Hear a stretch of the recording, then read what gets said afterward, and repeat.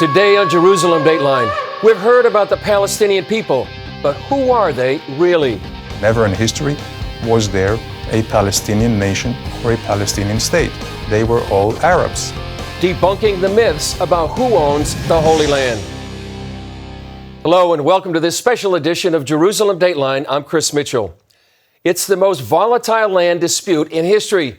Both the Jews and the Palestinians claim ownership of the biblical lands of Judea and Samaria, known today as the West Bank. Palestinians claim their ancestors have lived there for thousands of years, long before the Jews. But is that claim supported by history? Gordon Robertson takes a closer look at the facts.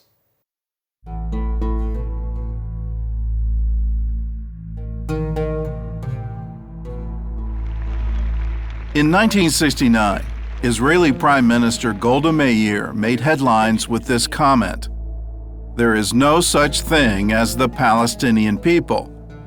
It's not as if we came and threw them out and took their country. They didn't exist."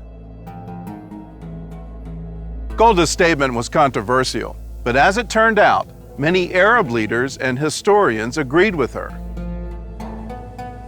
In 1937, Arab leader Ani Abdul Hadi made this statement to the British Peel Commission: "There is no such country as Palestine.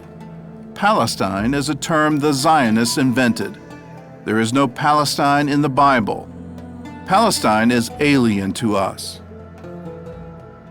Nearly a decade later, Arab historian Philip Hitti agreed. In his testimony to the Anglo-American Committee, "There is no such thing as Palestine in history. Absolutely not." In 1956, a Saudi representative to the UN stated, "It is common knowledge that Palestine is nothing but southern Syria."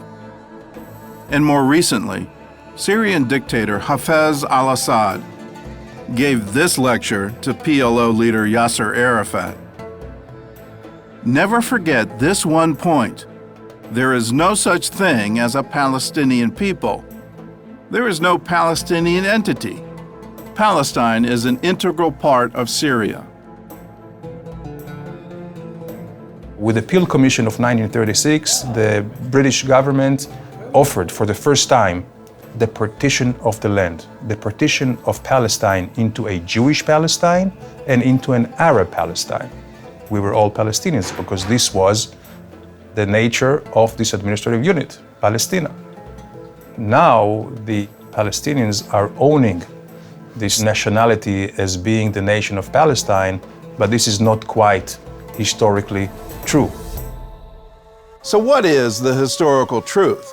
Who are the Palestinians and what are their claims to the land of Israel? Let's take a look.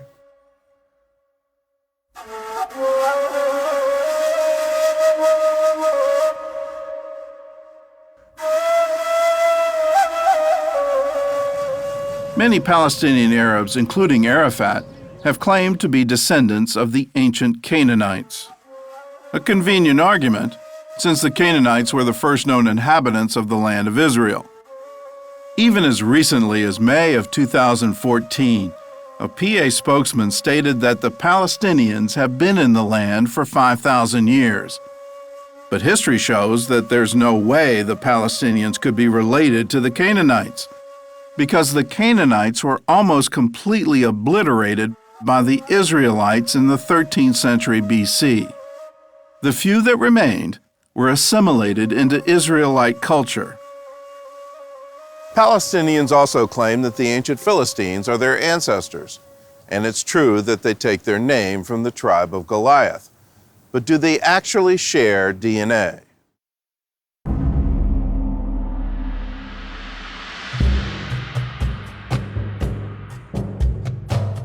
The Philistines were a seafaring people who came from Crete, the largest of the Greek islands. The Philistines got their name from the Hebrew word Plishtim, which actually means invaders. Palestine means invaded land. Why should we call it that? When the Philistines invaded Israel in the 12th century BC, they stayed close to the Mediterranean coast. They never settled in Jerusalem, Hebron, or Jericho, all cities claimed today by the Palestinians.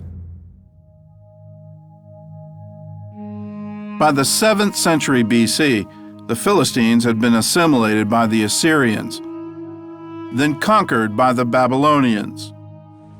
From there, they disappeared from the pages of history, and experts say no one alive today could prove Philistine lineage. But if the Palestinians want to claim them, they would have to acknowledge that their real ancestral homeland is not Israel, but the Greek island of Crete. The Palestinians may not have gotten their DNA from the Philistines, but they did get their name.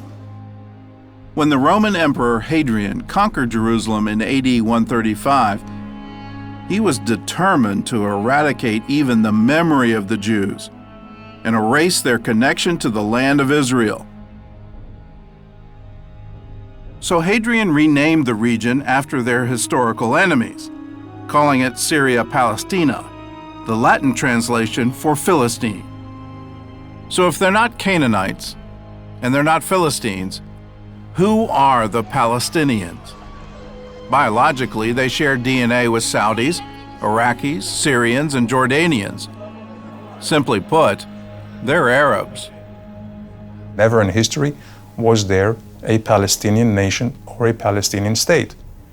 At that time, nobody was thinking in lines of a Palestinian people. They were all Arabs. Coming up, it's revered by Christian, Jews, and Muslims.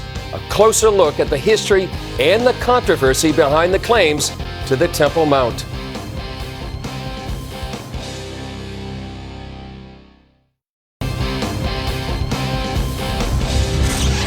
Welcome back to Jerusalem Dateline. Jerusalem holds the most controversial piece of real estate in the world. The Temple Mount is sacred to both Christians and Jews. Both groups claim historical events give them right of ownership. Gordon Robinson examines the evidence. The Temple Mount is the holiest site in Judaism and the third holiest in Islam. Muslim tradition says that Muhammad traveled here to the Al-Aqsa Mosque on his famous night journey, and that tradition forms the basis for the Palestinians' claim to Jerusalem.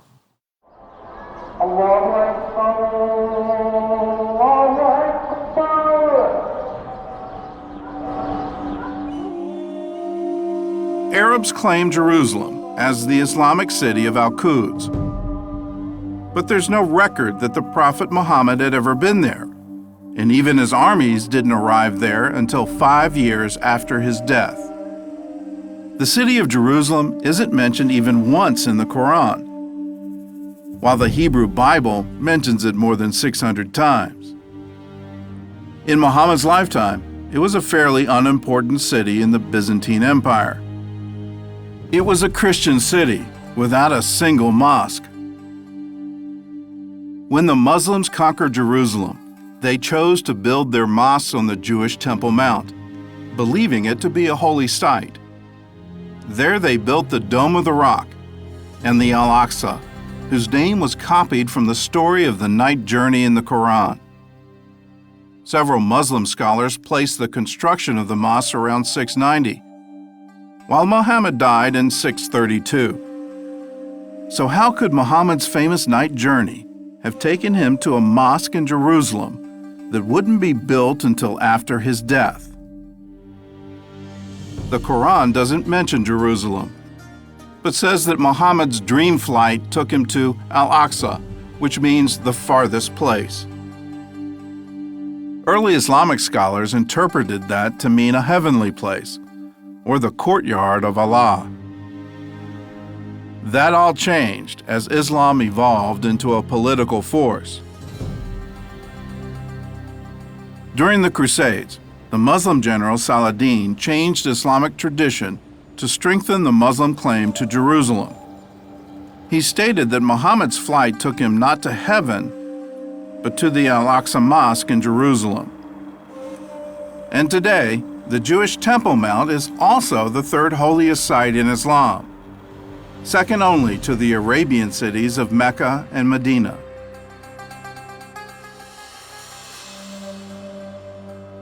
Muslims believe that once they claim a piece of land, it belongs to Islam forever.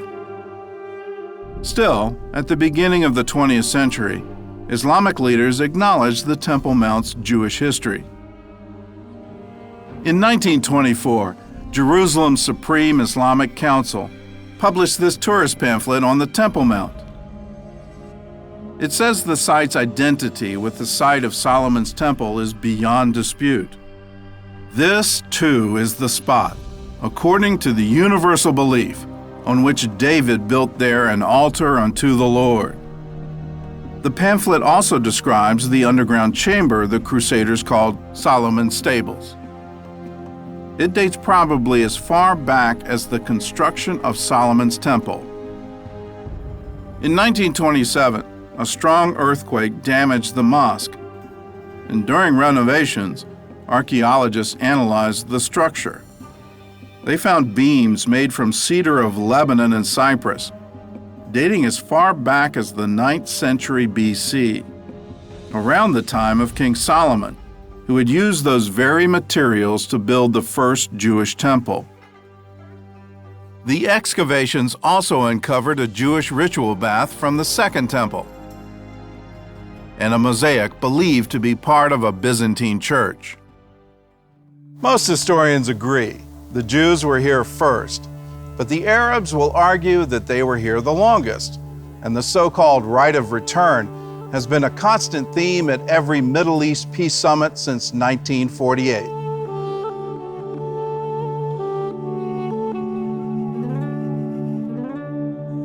From the Crusades until the 19th century, the Arab population had only grown from around 200,000 to 300,000. Arab growth was stagnant, and population experts say it would have stayed that way, except for one thing: the arrival of the Jews. With the waves of Jewish immigration starting in 1882, Arabs started flooding into Palestine from neighboring countries, and they came for two reasons. One, to enjoy a higher standard of living in Palestine, and two, to fight the immigration of the Jews who made that standard of living possible. By 1948, the Arab population of Palestine was 1.3 million. The British governor of the Sinai once remarked, "It is very difficult to make a case for the misery of the Arabs if at the same time their compatriots from adjoining states could not be kept from going in to share that misery." Some experts say, if the Palestinian Arabs want a legal return to their countries of origin, they would have to return to places like Egypt, Iraq, Morocco, and Syria, but not to Israel. Up next, the world demands Israel return to the so-called 1967 borders. We'll show you why that's legally and practically impossible.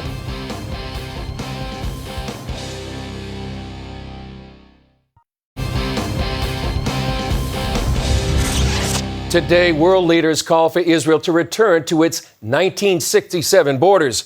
But if you look at history, those borders aren't from 1967. In fact, they're not even real borders. The borders of the West Bank are armistice lines which were created by results of the war of 1948. And at the end of the war, this is where the armies stood still. This is how the quote-unquote border of 1967 or of 1949 was created. So the 1967, which is an armistice line, served as a border between Israel and the state of Jordan. And the state of Jordan also annexed the West Bank, and it became part of Jordan. When Jordan occupied the West Bank and East Jerusalem in 1949, the Jews were ethnically cleansed from both places. At least 30 synagogues were destroyed, and Jews were banned from holy sites like the Western Wall, while Palestinian Arabs living there automatically became Jordanian citizens. So Israel can't go back to the so-called 67 borders for three reasons. One, before 1967, the West Bank was controlled by Jordan, not by the Palestinians. And Jordan's annexation of it violated international law. Two, the land was legally promised to the Jews by the British Mandate of 1922. And three, there was no Palestinian state in 1967, or ever. As Golda Meir once said, how can we return the occupied territories? There is no one to return them to. The term occupation is when you possess something which is not yours or which is someone else's. This is not the case of the West Bank. When you talk about occupation, yes, there were many occupations over the West Bank, starting with the Babylonians and Assyrians and Greeks and Romans, all the way to the Ottomans and to the Brits. To call the Jews occupiers in their own home, this is really a unique travesty of history. The West Bank was never held by the Palestinians. They were never sovereigns. In fact, there was no other sovereign over the West Bank than the Jewish people.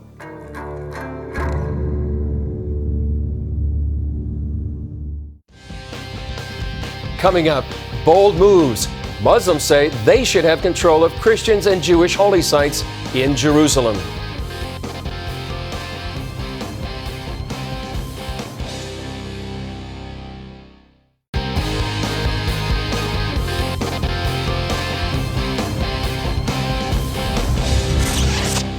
Welcome back to Jerusalem Dateline. When the United Nations Education, Scientific, and Cultural Organization decided to admit the Palestinians as a member state, it emboldened them to claim Judeo-Christian biblical sites as their own. Here's a look at what that could mean for these historical places. 4,000 years ago, the Bible says Abraham bought this cave in Hebron to bury his wife Sarah. Isaac, Jacob, and their wives are also buried here.